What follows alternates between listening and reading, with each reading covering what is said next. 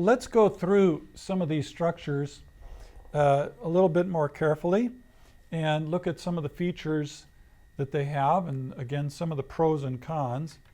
And let's start with the traditional Western church, as we saw. This would be the one that was on the far right side of the diagram. And this church is based upon essentially the Christendom model. Like I said, there was sort of the assumption that if you were born in a certain place, that you were just sort of born into the church. Everyone was more or less a Christian. People were baptized into the church and confirmed into the church and buried by the church, married by the church. And it was based on that sort of a model. And it was also usually in the a clergy centered sort of ministry, where there was a pastor whose responsibility was to oversee all the ministry. He did most of the important ministry, whether it's preaching or marrying and baptizing or counseling. All the different ministries are pretty much around this person who was professionally trained for all these ministries. The lay person would attend and carry on other lesser important ministries, but the really important things were done by the clergy. As I mentioned, it's a parish system where very often this would be in the village life. Where's the church? The church is right in the center of the village, and everybody can walk to the church. Everybody walks home after church. In the village, everybody kind of knows everyone, and so you have an infrastructure. In the village life, everybody pretty much knows how everybody's doing. And you often have your relatives are still nearby, your extended family, the aunts and uncles. They have the farm next to your farm. And so you had a support system. The societal system was such that there was a lot of care, there was not much anonymity, and the village was pretty much centered around the center of that village, where people would come and do their shopping and take care of their day-to-day needs, and then go back to their farms or their little small industries. And so it's fairly well suited to that type of small village life where people are in that kind of socially integrated system. Of course, in big cities, you lose that. People live in these high-rise buildings where there's 100 people who live in that building, and you hardly know anybody. You see somebody in the elevator every morning, and that's about it. And so you live like anonymous in the big city. And so some of the values of why that parish system worked begin to break down. Buildings are important because of the centralized life of the church, and that church building is a visible marker that the church is an integrating point. As I mentioned, and very often traditionally that church is right in the town square, right there in the middle of town. And in the Christendom model, every time anything important happens, well, the local priest or the local pastor is there praying or doing some ritual to give a blessing to public events. You have centralized governance of the church. In other words, the church has a central board that makes all the major decisions of how the life of the church is going to go. And it's very program oriented. And so the church is based upon programs which for the most part take place in that building. And so you have your Sunday morning worship, that's sort of like a program.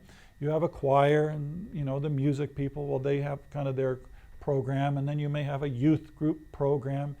Very often the programs become structured by age, or a program for people in the community who have special needs. And so it tends to grow by adding staff. In other words, if you want to grow, you grow programs. So we want to now have an outreach to senior citizens, or we now want to have an outreach to young people. And so typically a smaller church will hire additional staff because these programs, we want them to be run well by people who know how to do this. And so we may hire a youth pastor. We may hire a counselor or a visitation pastor who's really good at just doing that. And so as a church grows, it tends to hire in more staff who are paid to do ministry and to do it very well. So that's the way the traditional Western church tends to work. And the bigger the church gets, the more staff. I attend a church that has about 2,000 people on a weekend attendance, and we have at least a dozen pastoral staff, and the pastoral staff have different responsibilities, and that gets divided up. Plus then there's other secretarial help and other infrastructure. It's very much large churches like this tend to have a lot of staffing to run the programs. Typically, the goal of the pastoral staff is really to shepherd the believers. The primary focus is keeping the sheep, this is kind of a negative way to put it, but to keep the sheep in the pen happy and healthy. In other words, the primary job of the pastors is to do the counseling, the teaching, the caregiving, the visiting, and to make sure that those sheep are well brushed, they're well fed, they're not complaining too much, they don't get into trouble, they don't go running off. Get that sheep back in. We don't want sheep running off. And so we take care of the sheep that are already part of our flock, right? It's not that missionally oriented that my primary focus is reaching new people who are outside the flock. See, in the Christendom model, everybody who lived in town was part of the flock. There weren't very many people outside the flock. They were just all part of the village church, right? But you see, as soon as you get a diverse society where it's pluralistic and you've got other people who are not Christians, you live in a big city where a lot of people just don't attend church. You may have immigrant groups that are coming and they're from a different religious background. There's no missional outreach there to say, how will we reach new people who don't know Jesus? How will we preach the gospel? How will we welcome new people? You see, as long as you have a village, everybody knows the village life. Everybody feels comfortable with village life. Everybody's pretty much the same. We understand each other. But the more diverse your society becomes, the more difficult it is to be effective that way. And so it tends to be a shepherding-oriented sort of ministry. And so evangelism then becomes a department. Oh, well, we'll hire a staff member who's responsible for evangelism. They're really good at that, and they'll train some people to do that.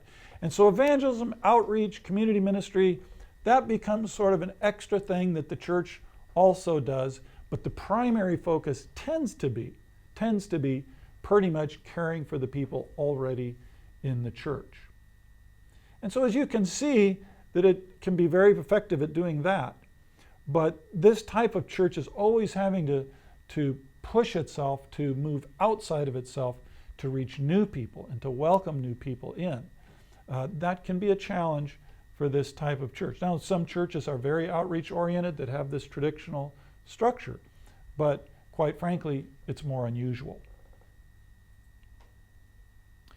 So evangelism for this type of church is what we often call attractional evangelism. In other words, the church has a program that you invite unbelievers to attend.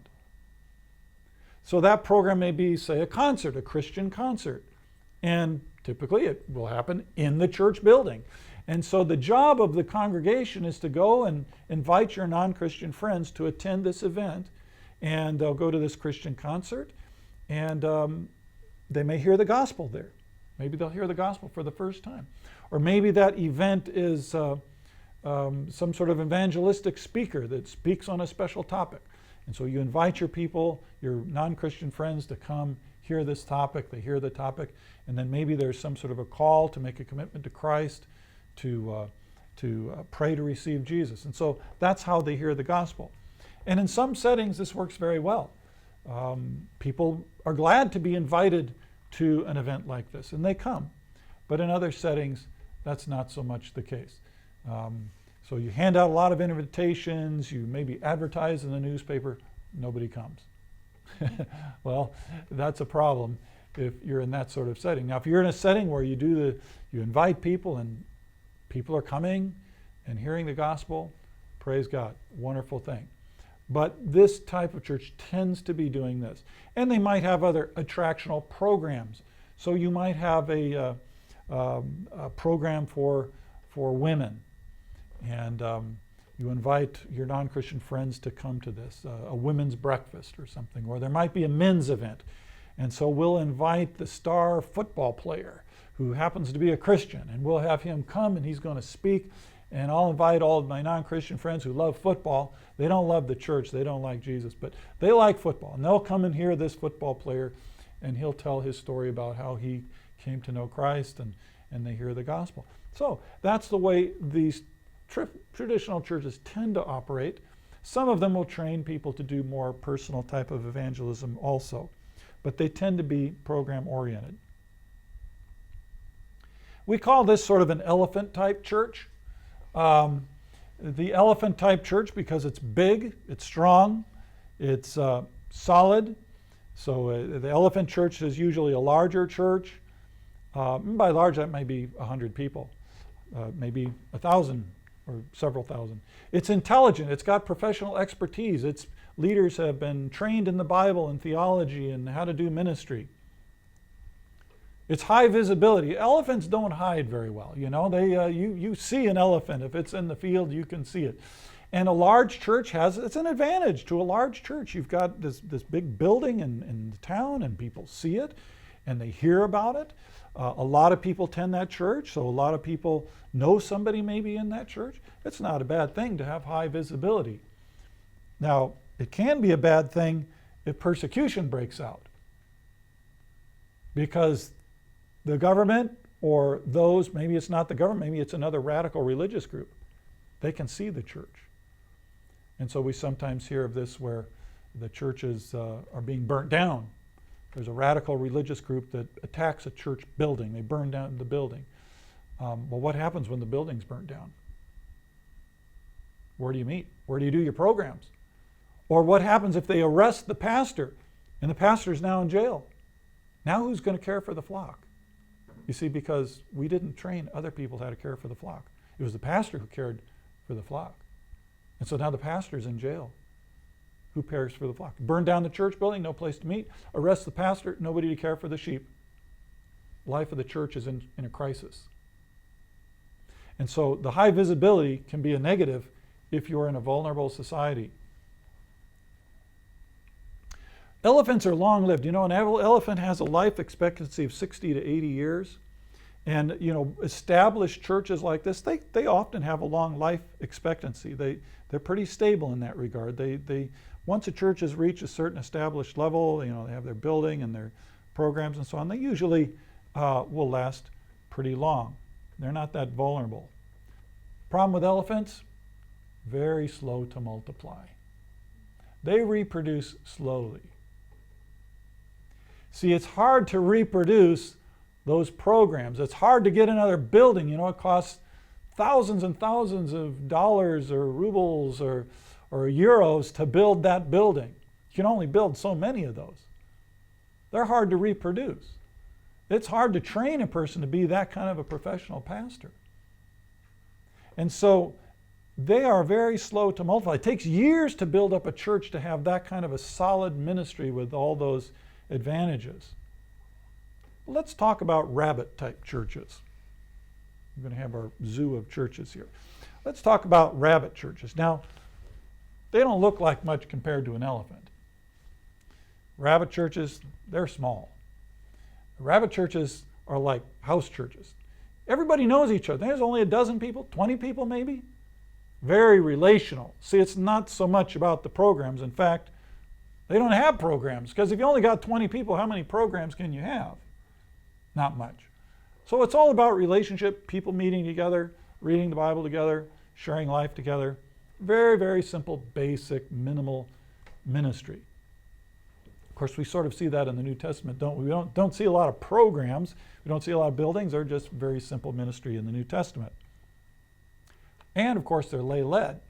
You can't have a paid pastor if you've just got a little group with a dozen or two people in it.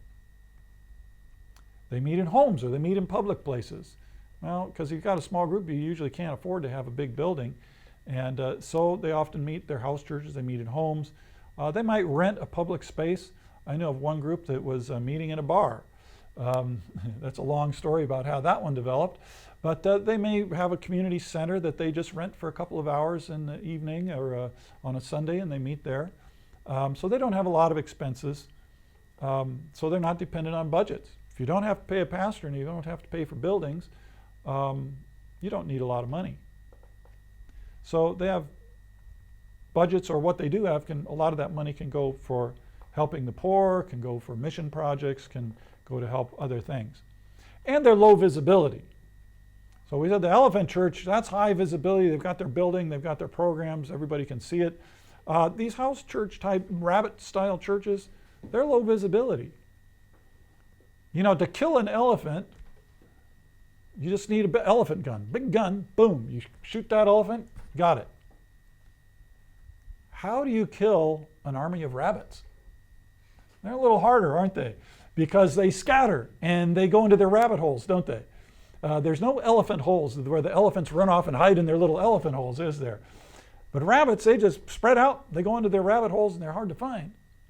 And so when persecution breaks out, the rabbits scatter and the little house churches, they just meet at homes. When I was in Vietnam, I was with some house church people, and through sort of a long circumstance of events, there was a little house church. There weren't very many people, maybe a dozen people meeting, and government found out about it. The police came by and said, hey, this meeting is not allowed. It's against the law. It's not registered. You can't meet anymore. They said, fine. They stopped meeting, met in somebody else's house. And they just started over again somewhere else. And took a while for the government to figure out whether they were meeting in someplace else. And so these rabbit-style churches are what we would call persecution-proof because they're so small. Now, they are more vulnerable. Rabbits don't live very long. Your average rabbit, maybe 8 years, not the 80 years of an elephant. And so we know that a lot of these house church type movements, sometimes they don't last very long. The house church may dissolve. All it takes is a little conflict in a little house church and people go their way. See, in a big church, if you have a conflict, you know, you've got a lot of people. If one family leaves, well, you know, that was sad, but the church goes on. You've got stability. I compare it to like a big ship. A big ship does not capsize easy, right? Capsize means that it turns over and sinks, right? A little rowboat, all it takes is a couple people shaking that rowboat and it can capsize. And so these little rabbit-sized churches, if you have a conflict, if you have somebody who's creating trouble in the group, well, it can easily dissolve and die. The larger churches are more stable. But rabbits are quick to multiply. Rabbits are famous for multiplication, right? And well, let's just talk about this a little bit more. How about a pair of elephants? You got a pair of elephants. How well do they reproduce? Well, they're fertile 4 times a year. You got 4 chances in a year to have a pregnancy. And they only have one baby, one child per pregnancy. So you then have a 22-month gestation period. So from the time of conception until that baby elephant is delivered, it's 22 months. That's almost 2 years. So what this means is, oh, and by the way, an elephant doesn't become sexually mature to be able to reproduce until they're at least 9 years old. So what this means is in 3 years, how many elephants do you get? Baby elephants? The elephant family grows from 2 to 3. So they don't reproduce very quickly, do they? Dare I say how rabbits reproduce? Well, rabbits, they're continuously fertile. Rabbits, they have an average of 7 babies per pregnancy. They only have 1 month gestation period. So from the time that rabbit conceives till it delivers their 7 babies, 1 month. And they become sexually mature at 4 months. So in 3 years, 2 rabbits can become theoretically, anybody want to guess? 476 million rabbits.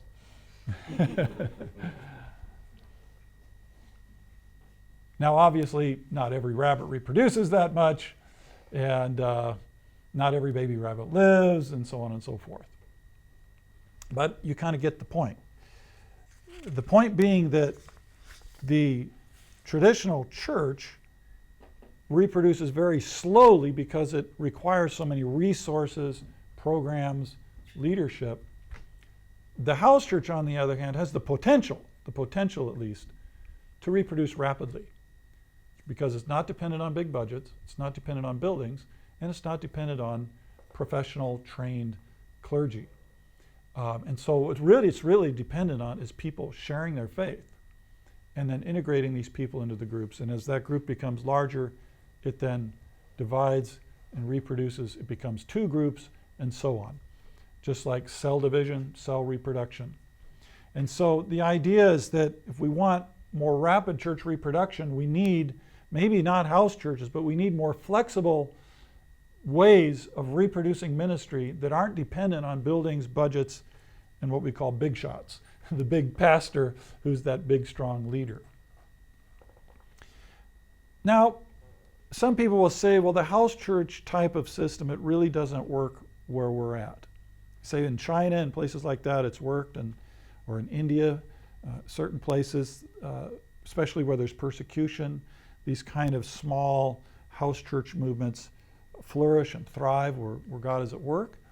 But in other places we say, that doesn't work very well. We need more respectability. That's viewed as a sect or some sort of a weird thing in our society. People would not feel comfortable going into somebody's home. And so many times people say the house church is really not a very good option for our context. While we continue being a benevolent project, your kind donations will continue to be vital in fulfilling the calling of TVS ministry. We do count on your gracious support and cooperation. For detailed information, please visit tvsseminary.com. So I began to think about this. What if we took the best of both? Could we mate an elephant with a rabbit?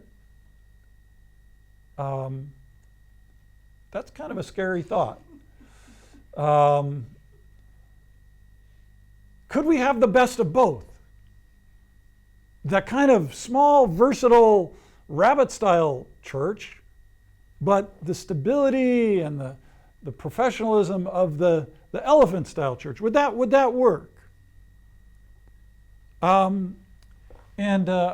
think it can, and that's what we call. We'll see, with God, all things are possible, right? So we call this the Rabbifant Church.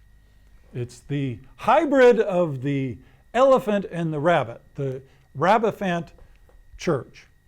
So they are the best of both animals. And they're also called cell churches or networked house churches. And now, if you can imagine this, I actually have a picture of a Rabbifant. You didn't think these existed, did you? But there is such a thing as a Rabbifant, and I have a picture of one right there. The Rabbifant is this hybrid. And so it's going to bring together the best of both. And you think I'm making fun here. I'm not making fun. This is serious business, what I'm talking about here. And this is basically the cell celebration model that says the celebration takes all those advantages of the elephant type church. The cell has all the advantages of the rabbit style church. And so if persecution breaks out and they shut down the big celebration and there's no longer the professional leaders, those cells become like the rabbits that go into their holes. They continue to have church life. And yet, you've got the advantages of good leadership and strong leadership. So the basic two structures, traditional Western church and house church, to that we add then the cell church or the house church network. And so it's the cell celebration idea, or the networked house churches that are working together collaboratively. They may not have that central celebration, but they're very well networked, working together. And so radical cell churches, and I'm using the word radical because we're not just talking about a traditional church with a few small groups. That's a mistake.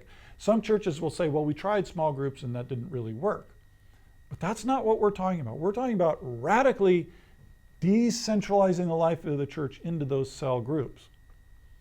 So they're going to have large celebrations that meet quarterly, monthly, weekly.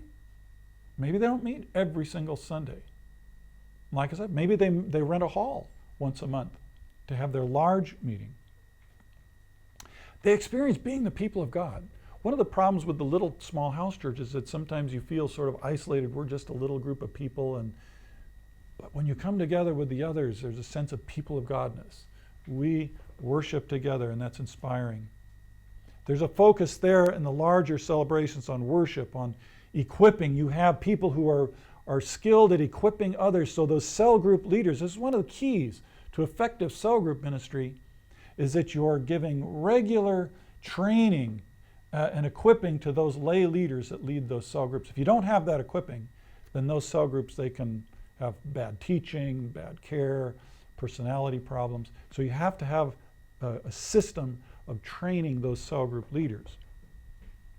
And in the larger group, you can have specialized ministry. So you may have youth ministry, that one little house church is not going to have a youth ministry. Or a ministry to, say, single mothers or people like that, where a little house church couldn't really minister very well.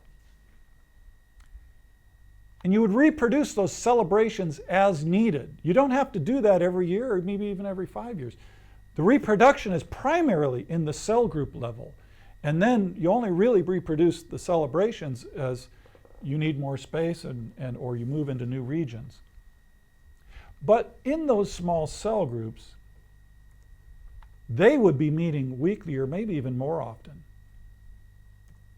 That's where you experience not this people of God, you experience family of God. Every individual is important. You're a small group.